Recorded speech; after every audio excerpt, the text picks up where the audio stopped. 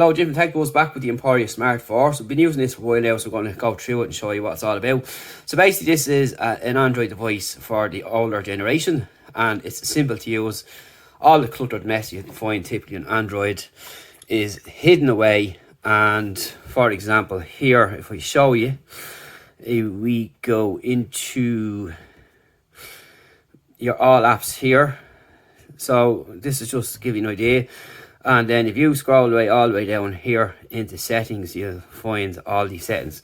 So if you just open your typical smartphone today, you open settings and you're brought to that. So it's kind of hidden away behind the layer there, which makes life a lot easier for you. So back to the phone. So you have your home screen here. So you can change these tiles if you want. You just tap and hold like that. And then your messages is here. And if you go in here, I'm after clearing them all there earlier on because I had to go do this video again. But all your messages come up here. We just go back here with that. All your messages come up here in the line and they'll scroll across like that, which is really nice. And it gives you a preview of the message. So your phone calls here and your pictures here on the front. So you swipe across and you have this menu layout here. So you have your camera, alarm, weather, and all this kind of stuff, all apps. And if you go back, you can put your contacts in here, your favorites, your mailbox, and your emergency. So we've just wiped this phone, but that's all you do. You just press tap and add a contact, and you can add an emergency, and then you have your button on the back here to call that emergency number there.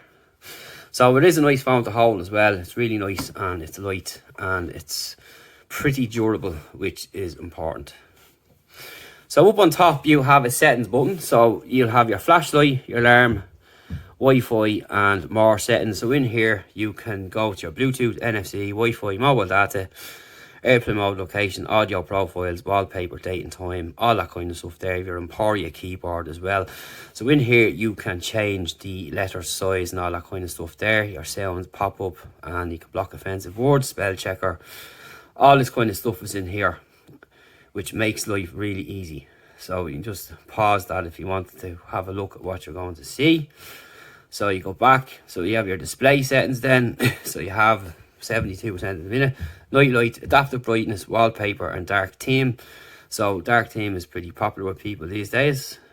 So you have your system settings, date and time, your audio profiles there. So you have your volumes and all that kind of stuff there.